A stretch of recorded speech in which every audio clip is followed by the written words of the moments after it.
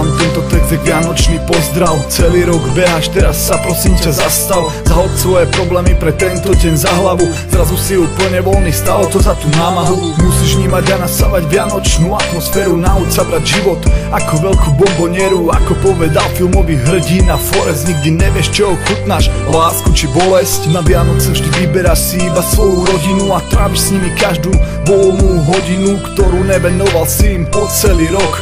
Užívaš si teplo krbu a vianočný grog. Zabudáš na tradíciu, tešiť sa z darčekov. Tešíš sa z toho, že máš veľa lásky a priateľov, ktorí držia s tebou. A nie len na Vianoce, ak si toto pustíš, tak len magor sa ti rehoce. Neger, díky moc za terapie u teba doma.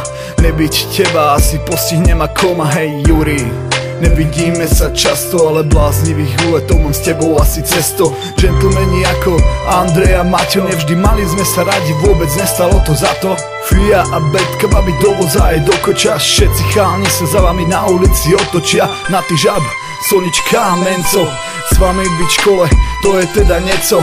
Roman B, Imro a Roman N, s vami chalani idem vždy do kolien.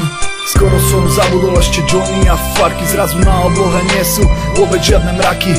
Chcel by som spomenúť oveľa viac ľudí, ktorých každý deň nosím vo svojej hrudi. Sú mi ukradnutí všetci, čo ma nemajú radi. Ja žijem len pre vás, ktorým v živote nebadím. Pod stromček vám želám len pokoj a mier.